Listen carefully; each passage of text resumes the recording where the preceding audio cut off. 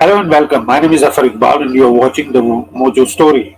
The White House has strongly condemned the harassment of a Wall Street Journal reporter Sabrina Siddiqui.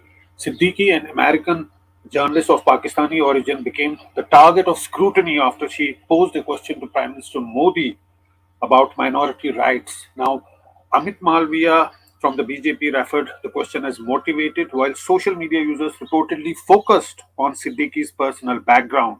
They highlighted her social media posts where she offered prayers for Pakistan and expressed wishes on Pakistan's Independence Day.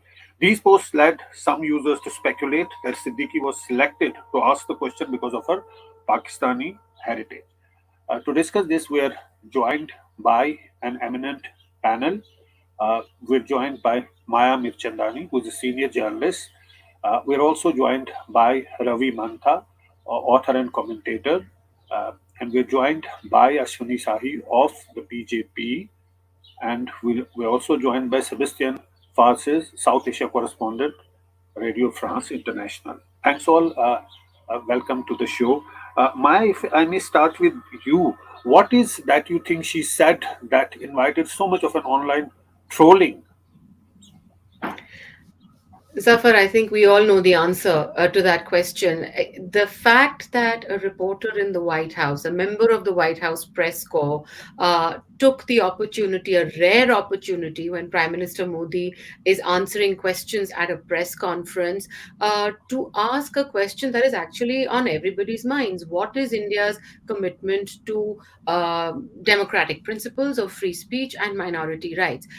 The fact that it is Sabrina Siddiqui, of whatever her origin might be, actually should not have been relevant. This question is important no matter who asks it, no matter what their ethnic background is. She was an American journalist working for an American publication, accredited to the White House, and asking a visitor to the White House standing next to the US president that question. It was legitimate no matter which way you see it. And I think it's important that the White House has actually taken on this question and reacted to it the way that they have, because you can't stand there and talk about democratic principles and then have exactly what she was asking about be the backlash that she's had to face, and look for a way out of that. So I'm glad to see the White House response today. Right. Let's hear that question and what Prime Minister Modi replied to that question. Let's have that clip. Mr. Prime Minister, India has long prided itself as the world's largest democracy, but there are many human rights groups who say that your government has discriminated against religious minorities and sought to silence its critics. As you stand here in the east room of the White House, where so many world leaders have made commitments to protecting democracy, what steps are you and your government willing to take to improve the rights of Muslims and other minorities in your country and to uphold free speech?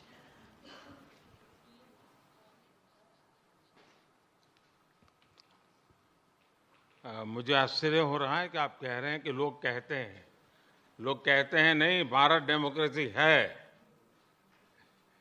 और जैसा राष्ट्रपति Biden ने कहा, भारत और America दोनों के DNA में लोकतंत्र है। लोकतंत्र हमारा स्पिरिट है, लोकतंत्र हमारी रगों में है, लोकतंत्र को हम जीते हैं और हमारे पूर्वजों ने उसको शब्दों में ढाला है संविधान के रूप में। और हमारी सरकार लोकतंत्र के मूलभूत मूल्यों को आधार लेकर के बने हुए संविधान के आधार पर चलती है। और हमारा संविधान और हमारी सरकार, और हमने सिद्ध किया है डेमोक्रेसी कैन डिलीवर। और जब मैं डिलीवर कहता हूं तब कास्ट, क्रीड, रिलीजन, जेंडर, किसी भी भेदभाव को वहां जगह नहीं होती है। और जब हम लोकतंत्र की बात करते हैं तब अगर ह्यूमन वैल्यूज नहीं है, ह्यूमैनिटी नहीं है, ह्यूमन राइट्स नहीं है, फिर तो वो डेमोक्रेसी है ही नहीं। और इसलिए जब आप डेमोक्रेसी कहते हैं, जब डेमोक्रेसी को स्वीकार करते हैं और जब हम डेमोक्रेसी को लेकर के जीते हैं, तब डिस्क्रिमिनेशन का कोई सवाल ही नहीं उठता है। और इसलिए भारत सबका साथ, सबका विकास, सबका विश्वास, सबका प्रयास, उन मूलभूत सिद्धांतों को लेकर के, और इसलिए हम चलते हैं। भारत में सरकार के जो बेनिफिट्स हैं वो एक्सेस टू ऑल है, जो भी उसके हकदार हैं उन सबको मिलते हैं। इसलिए भारत के लोकतांत्रिक मूल्यों में कोई भेदभाव नहीं है, न धर्म के आधार पर, न जाति के आधार पर, न उम्र के आधार पर, न भूभाग के आधार पर।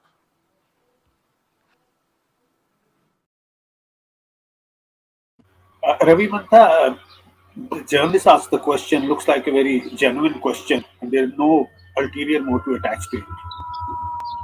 Yeah.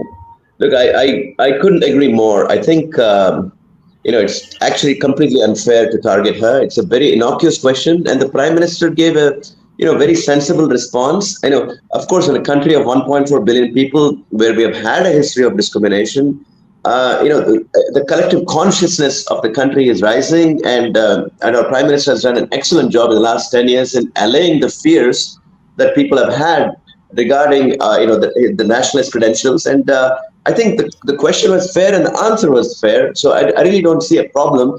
And I do think that some of the, more younger members of the National Party of the BJP, perhaps went a little bit overboard, and there'll be a course correction because the Prime Minister is back in town, and I'm sure the word has gotten around to stop this silliness, because it just gives us a bad name, and it also has an impact on the Indo-US relationship, which is growing by leaps and bounds ever since the establishment, especially of the largest consulate in Asia in Hyderabad, where I live, and my friend Jennifer Larson, who's the consul general. So I think it's just a little blip on the larger landscape of the growing India-US partnership.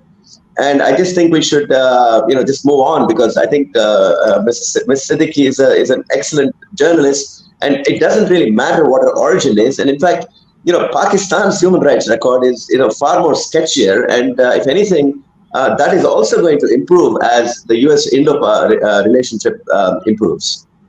Right.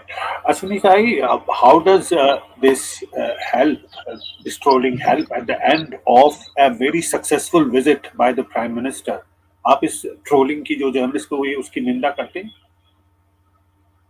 देखिए जफर जी, trolling किसी की भी क्यों होती है, ये सोचने वाली बात है। वहां पर इतना बड़ा जो है कारवां था, इतने बड़े ऐतिहासिक फैसले लिए जा रहे थे। आप आर्थिक व्यवस्थाओं पर सवाल हो सकता था, सामरिक समझौतों पर हो सकता था, टेक्नोलॉजी ट्रांसफर पर हो सकता था, लेकिन कट्टरपंथी इस्लामिक एजेंडा वहां पर, और भी नेगेटिव एजेंडा जो है फैलाने की कोशिश की गई। तो ट्रोलिंग तो अनिवार्य है, वो तो आजकल सोशल मीडिया जब से आया है तब से ट्रोलिंग लोगों की वो बन चुकी है। लेकिन एक बात और, इस सबरीना ने कोई गलत नहीं किया, उनको जो उनके पुरखों ने दिया था वही उन्होंने किया है। उन्होंने 1888 में सर सैयद अहमद खान थे, जिनको सर की उपाधि मिली थी, मेरठ में भाषण दिया था उन्होंने। मैं थोड़ा सा मेरे पास है, मैं बता देता हूं। हमारे पठान बंधु पर्वतों और पहाड़ों से निकलकर, लेकिन उसका जफर जी थोड़ा मेरी बात आने दीजिए, थोड़ा मेरी बात आने दीजिए। हमारे पठान बंधु पर्वतों और पहाड़ों से निकलकर सरहद से लेकर बंगाल तक खून की नदियां बहा देंगे। अंग्रेजों के जाने के बाद ये कौन यहां विजयी होगा, ये अल्लाह की इच्छा पर निर्भर करता है। और उन्होंने हिंदुओं के खिलाफ सशस्त्र जिहाद की बात की थी, और सबरीना जी ने वही ट्वीट किया था 2014 में कि मैं आज जो है पाकिस्तान और भारत की आजादी की वो मना रहे हैं, तो मैं सर सैयद अहमद खान के एहसानमंद हूं। तो जब जो आदमी हिंदुओं के खिलाफ कट्टरवादिता की बात करता है, उसी खानदान की है, तो उन्होंने वही सवाल पूछा। ये उनकी नहीं, वो जेनेटिकल फॉल्ट है। लेकिन उसका इस सवाल से क्या वास्ता है? उनके पूर्वजों ने क्या कहा, कब कहा, 200 साल पहले कहा, उसका आज की टाइम में क्या मतलब है? उन्होंने जफर जी, मैं वही कह रहा हूं, हमारे सवाल बिल्कुल सीधा सा है, उन्होंने सवाल किया, सवाल का प्राइम मिनिस्टर ने जवाब दिया, बात खत्म हो गई। उसके बाद एक ट्रोलिंग का सिलसिला चला, और ट्रोलिंग के सिलसिले के बाद व्हाइट हाउस ने एक स्टेटमेंट दिया। आपको लगता है कि ये गैर जरूरी है क्योंकि एक सक्सेसफुल विजिट हुआ था, प्राइम मिनिस्टर का सक्सेसफुल विजिट हुआ है, और उसके बाद ये एक इश्यू आपको नहीं लगता है कि बेमायने सा इश्यू है और आपको इसकी निंदा करनी चाहिए इस ट्रोलिंग की? देखिए, ये अगर मान लीजिए प्रधानमंत्री जी ने किस तरीके से जवाब दिया, ये तो पूरे विश्व ने देखा। शानदार जवाब दिया उन्होंने बताया कि आपका सवाल गलत है, वहीं पर झुठलाया। लेकिन मैंने कहा ना, सोशल मीडिया जब से आया है, ट्रोलिंग पर आप कहां रोक लगा सकते हैं? कोई है? कुछ बढ़िया बात आप बोलिए, मैं बोल रहा हूं, मुझे पीछे 4 गालियां मिल रही होंगी और 10 अच्छाइयां लोग वो बखान कर रहे होंगे। मैंने उनके जो वो बताया कि उनके डीएनए में प्रॉब्लम थी। वो कट्टर पंथ के जो नकारात्मक चीजें हैं वो फैला रही थी। उनको क्यों नहीं दूसरे सवाल पूछा उन्होंने? ट्रोलिंग अगर हो रही है तो मैं ये नहीं कह रहा हूं कि मैं करा रहा हूं, भारतीय जनता पार्टी ने ट्रोलिंग नहीं कराई है। ये आम जनता देखती है जो प्रबुद्ध है, आपका चैनल देखती है, व्हाइट हाउस भी देखती है। तो उस जनता ने अगर किया है, जनता के नजर में आए, हम जनता को ही सर माथे पर रखते हैं, और वो जनता ने अगर समझा कि इनको ट्रोल करना चाहिए तो ट्रोल हो गई है जी। तो आप इस ट्रोलिंग की निंदा नहीं करते हैं? Sebastian Fat says, how do you see, as a foreign journalist based in India, how do you see these series of events? I appreciate the fact that it's been said that the trolling hasn't been done by the BJP itself, and it's true. I mean, it's difficult to control social media, whether it's here or in Europe or in the US. But I think there is a collective responsibility in understanding what message we are actually giving by the politicians. And I think, responding to this series of, following the question, the Chief Minister of Assam, Mr. Sharma, has himself responded in saying that after Mr. Obama, Barack Obama commented, he has responded that we have many Hussein Obama to take care of. And I myself just retweeted that, saying that it sounded like a threatening tone.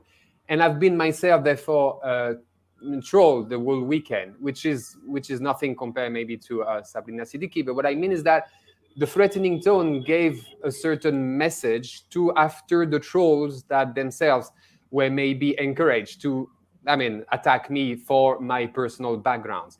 And the second aspect I would say is that, yes, the personal background is usually, I've seen that personally, and I'm not a Muslim, I'm not Pakistani origin, but still, we see many a times when we ask questions to officials, we tend to be brought back to where we come from, rather than the question itself. And that happened to me recently when we were in the G20 in Srinagar, in Kashmir, where I asked the question to one minister about the context in which, the great G20 event was happening in Srinagar, and that was really a feat for the government to do so. But I was asking also the fact that it's still a way to go for Kashmir to be just totally mainstream, because the idea was just, it was a mainstreaming part of Srinagar. But I was just asking the fact that it was still yet organized under heavy military presence, which was obvious to everyone. But just by asking that question, which was obvious to everyone, there is a huge deployment of security. I was responded by the minister saying that you are French and you don't know anything. And if I go to France, the same will apply, which seems to be a bit difficult to compare. So again, the whole question was bringing me back to the fact that I was French, when I was just asking a simple question, like in that case, democracy, in the other case, the security deployments, which is understandable in Kashmir. And again, every time, instead of answering the question or the depth of it, which is a problem, which is, we all have these problems of security, bringing me back to my origins. And I think it's a bit disturbing when leaders try to divert the question, the problem they have to face, by answering to, who are you? You are the problem. That's what I think is actually I've been facing also. Yeah, before I go to Maya and others, if we can use that sound bite of the White House statement, when this question was asked to the representative there, what did he say? I want to follow up on a different subject briefly. At the question and answer event with the President and Prime Minister Modi, our colleague Sabrina Siddiqui of the Wall Street Journal asked a question of the Prime Minister. And since that time, she has been subjected to some intense online harassment from people inside India. Some of them are politicians. They have associations with the pro-Modi government. And in part, they've been targeting her because of her Muslim faith and questioning her own heritage. Because this was supposed to be about democracy and in some form, wanted to find out what is the White House reaction to the fact that a journalist posing a question to a Democratic leader is getting that kind of pushback. We're aware of the reports of that harassment. It's unacceptable, and we absolutely condemn any harassment of journalists anywhere, under any circumstances. That's completely unacceptable. It's antithetical to the very principles of democracy that you're right, were on display last week during the state visit. Very clear statement from White House condemning it, Maya. But I was just thinking, while we're talking to you and others, journalism has become so tough to be a journalist now. Whether you're covering a natural disaster, whether you're covering elections, whether you're doing some, you are the target of everybody. And now the introduction of this trolling and online, targeting of journalists, it become all the more difficult. So, Zaffar, I have two things to say. One is I'm very disappointed to hear what Ashwini ji has said about, this is the world of social media and so trolling happens and deal with it.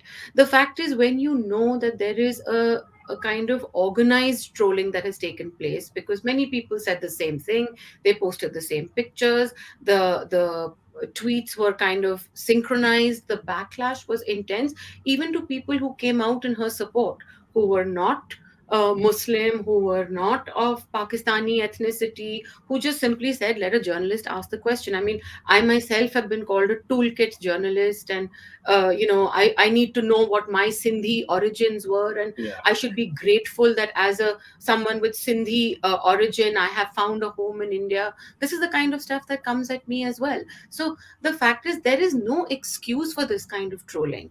It is happening, whether it is happening by party people or not party people. It is happening in support of the ruling party, and it is happening very often with the blessings, the tacit blessings of people within the political establishment. And I think it's important for the Prime Minister or somebody in the government to at least condemn it, a spokesperson to condemn it.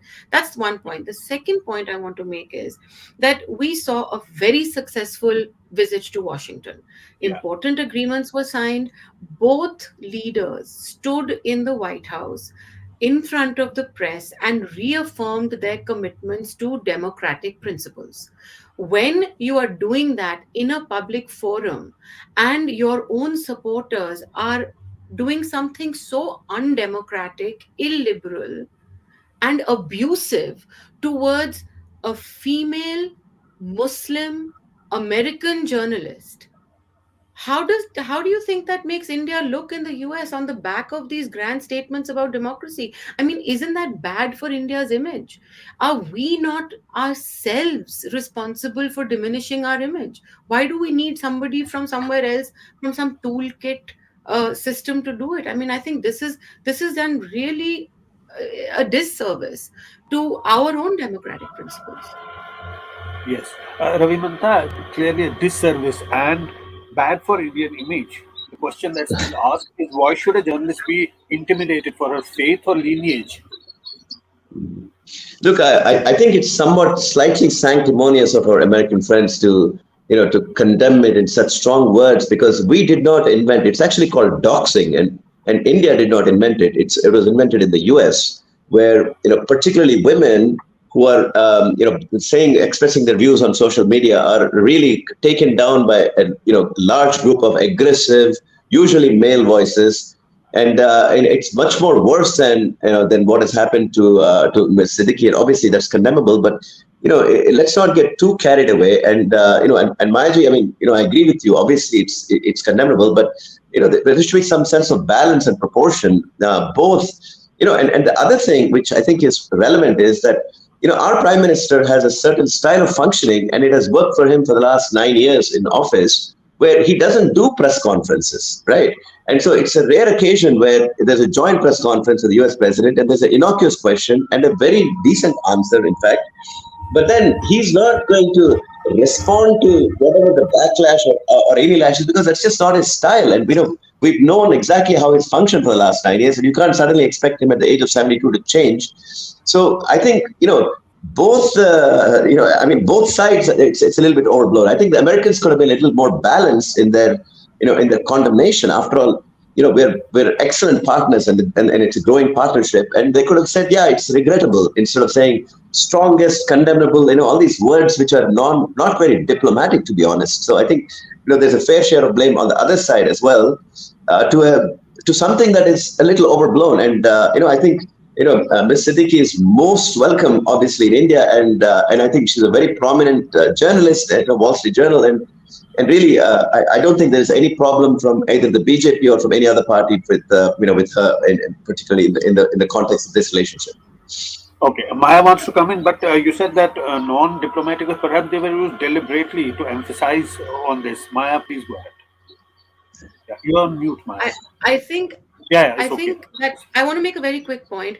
The journalist who asked the question today of John Kirby is not saying that the backlash has come from the Indian government. So why should John Kirby saying that Indian social media's reaction is condemnable? Which, let me tell you, Mr. Mantha, as somebody who's been at the receiving end of this kind of trolling on a regular basis, I wish that more people like you would come out and condemn what happens to us on a daily basis. So I don't know if that is overblown. I don't think he's sort of making a diplomatic attack on India in that sense. I think he said it's condemnable because it is condemnable. Sebastian, the point here is that it may not be just India specific. There may be other countries where similar things are happening. Why is it always India is targeted, particularly on this question of human rights and minority rights? It's a question that's being used to pin down India on an international stage, or even within the country also. I mean, it's difficult to phrase it in one word, but there are many things which are different, maybe in the way it happens in India. The only fact that maybe the Prime Minister hasn't taken any open question from the press in 9 years, I think stands out for any big democracy. So some might say, is this style of functioning? I would rather say this is a style of functioning, which is in polity, it's actually described more as a populist way of functioning, where you rather engage directly through social media, and radio. That's the new style of Narendra Modi, rather than engage with people who could actually give you a critical aspect, which are the journalists. So it doesn't take any questions openly. He's taken a few interviews one-to-one in a very set-up understanding. So this is one aspect. I think part of the question of Sabrina Siddiqui was about freedom of press, and I think that is also a question. Why is the biggest leader of the country not accepting any question?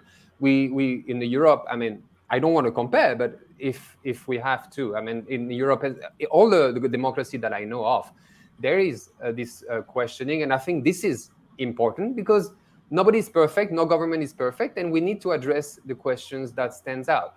In terms of human rights, I mean, it's a challenge for India. It's a huge challenge for India. It was before, and it is today. And the fact that Muslims seems to be a bit more at the receiving end of certain bulldozing, of certain harassment, of like today and yesterday, the Gaurakshas address being, working hand to hand apparently with the police and killing Muslims. These are multiple layers of challenges which are very big in India and definitely today needs to be addressed. And again, I think these questions are valid, needs to be addressed. The Prime Minister has answered it, and we would welcome and we would love that to happen in India itself.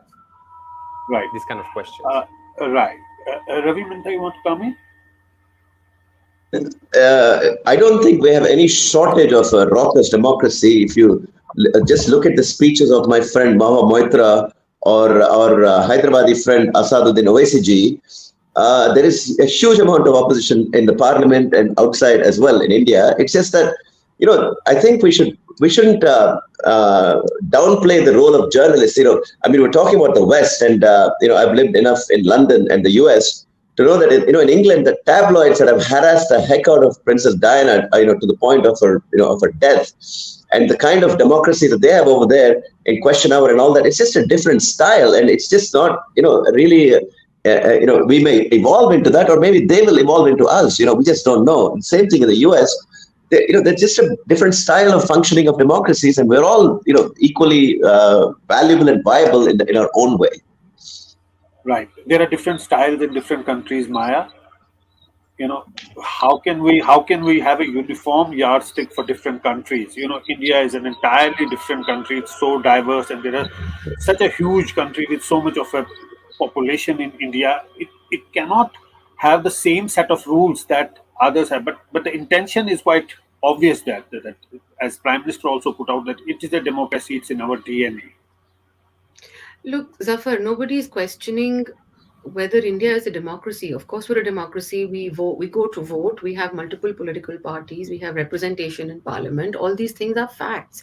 I don't think anybody is questioning that. But let's not get the argument all muddled.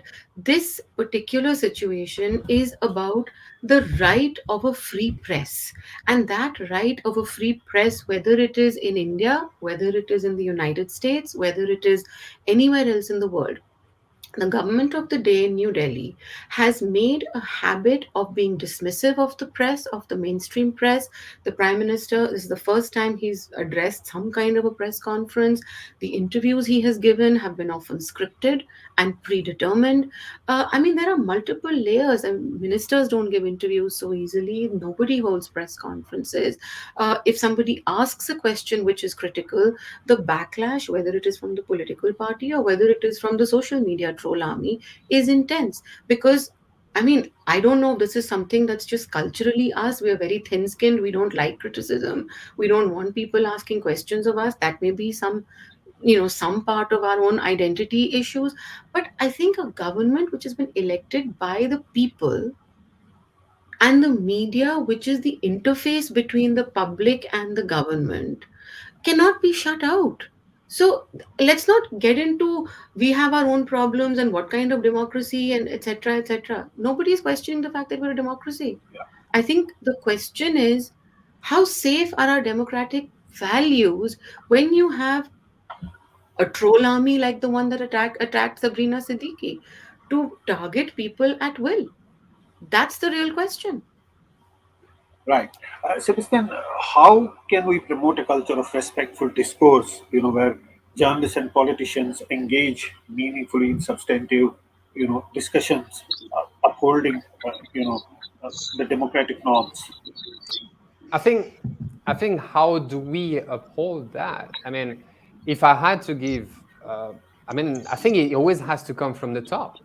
The leadership is called leadership because it leads, and it leads in one way or the other. What the White House is saying today, it's unacceptable as a value. It's not say that the government in India has done something unacceptable. They just hold certain values to fact harassing someone online is the same as harassing someone on the streets. We don't condone it. We just stand with these journalists. And I think these are values that need to be explained from the top. When something happens like that, whether it's the army of someone or the other, we would expect the BJP spokesperson not to actually go with the trollers, but rather either hold on or say, whatever the question it is, we just don't agree with your statement, but we agree with you having that question. And it has to go at every level from the top. It has to be shown an example. And I think, again, I'm going back to that, the fact that a prime minister doesn't want to accept this conversation on the free will, accepting this critical conversation, because this is a democracy. And again, I'm totally agree with Maya saying that democracy happens every once in a while when we vote, but the existence of democracy is how it's practiced. And practicing democracy is respecting everybody's difference and everybody's opinion. And this is always a challenge in every society, because a democracy is never a given. It's a practice. It's something that has to be worked on with the press, and the press is one of the pillars of democracy, and I think we have to respect everybody's opinion. Right Ashwini ji, आप हमसे दोबारा जुड़ गए हैं।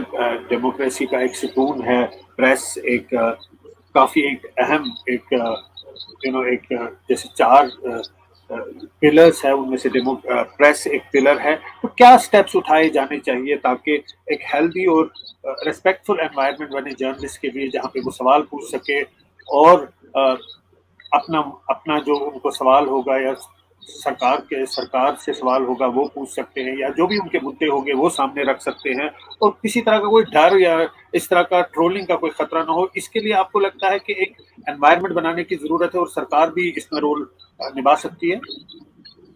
जफर जी, देखिए, trolling का कोई, मैंने पहले भी कहा कि सोशल मीडिया पर ट्रोलिंग हो रहा है, वो पार्टी का कोई मतलब नहीं है, उससे लोग कर रहे हैं। लेकिन इसमें समझने वाली बात है कि अगर कोई भी सवाल जानबूझकर अगर किया जाए, एक एजेंडा सेट है अगर कि हमको नेगेटिव एजेंडा चलाना है, तो उसके बाद ट्रोलिंग अगर हो रही, मैंने पहले भी कहा। लेकिन अब मैं दूसरी बातों पर आता हूं।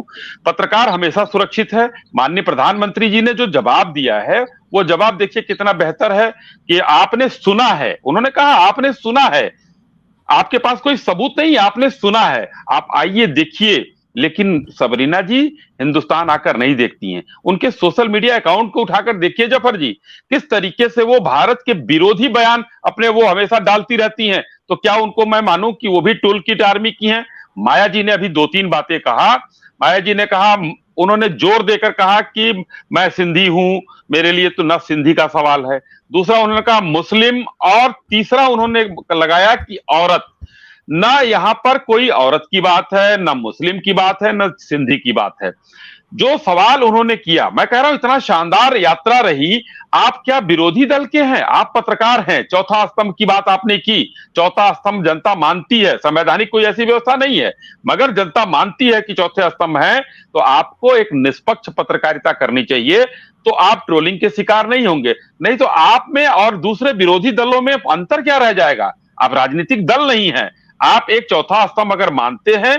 तो इस तरीके से इतनी शानदार यात्रा रही। मैं फिर दोहराता हूं अपना वही जवाब कि उनको आर्थिक मुद्दे पर बात करनी चाहिए, सामरिक मुद्दे पर बात करनी चाहिए। इतनी शानदार जो चीजें हुई हैं, 4-4, 5-5 जो समझौते हुए हैं, उस पर बात करना चाहिए। लेकिन नहीं, उन्होंने सीधा सीधा एक नेगेटिव एजेंडा चलाया। तो अगर हिंदुस्तान की जनता जो मोदी जी को चाहने वाली है, तो मोदी जी के पक्ष में ही खड़ी होगी कि जो सफलता है उसकी बात नहीं की गई। लेकिन एक सवाल की चर्चा पूरे देश में, ये लिबरल गैंग जो है एकदम चालू हो गया है। मैं तो यही कहूंगा कि भाई, आप जैसे आप यहां कर रहे हो, वैसे कई टीवी चैनल और कर रहे हैं। तो क्या उसको ट्रोल ना माना जाए कि इन ट्रोल आर्मी की बात कर रहे हैं कि आप ट्रोल आर्मी चला रहे हैं? आप तो कह रहे हैं ट्रोलिंग हो रही है। अगर कहीं कोई सही चीज होती तो मैं पहला व्यक्ति होता जो उसको कंडेम करता। लेकिन आज मैं ये कहूंगा कि सबरीना जी ने जो काम किया है, वो शायद उनसे कराया गया है या कोई एजेंडा उन्होंने चलाया है। मैं अभी भी अपनी बात पर कायम। जी, right. You talked about her post on the social media. There's also one post where she's wearing the Indian jersey and cheering for the Indian cricket team. It says, since some have chosen to make a point of my personal background, it feels only right to provide a fuller picture. Sometimes identities are more complex than they seem. Ravi, last word to you. तो जी, आप 4 pillar democracy के बारे में बात कर रहे थे अभी 2 मिनट पहले. What I want to say is that, you see, for those of us who've been working in elections in the last decade, and I worked with Modi ji, I worked with Meenakshi Lekhi, I've also worked with Maho Moitra, because I'm kind of party agnostic. I just enjoy democracy. But what we have noticed in the last decade is there is a 5th pillar of democracy, which is citizen direct engagement in government through social media. And we can't ignore that. And that's the youngest and newest pillar in our democracy. And that's obviously going to be the most raucous and most immature, right? And the 4th pillar and the 5th pillar are having a little jagda, a little fight. And that's a normal part of our growing up process. But I think the 5th pillar will also evolve because the rules are still being made. If you see how Twitter has evolved and how other social media platforms are evolving. So some people, particularly our journalists, including Ms. Siddiqui, they wear two hats, right? They're journalists, but they're also on social media in their individual persona. So there's going to be a conflict, and then one will use one against the other. And this is growing up pains, and I think it'll all settle down in the end. Well, that's an interesting point to make, but that's all the time we have on the show. I'll have to leave it here. Thanks to all our panelists for joining us. Thanks for watching. We started Mojo right here in this basement. Just 4 people, 4. And now we're about to hit our first 1 million subscribers. So this is to say thank you to all of you for your support, for your respect, and for your encouragement. We've always gone to where the story is. During the pandemic, when television's big anchors were hunkered down in their studios or at their homes, we hit the road. We traveled from Delhi to Kerala, covering 30,000 kilometers in a small car, reporting from inside ICUs and inside slum tenements.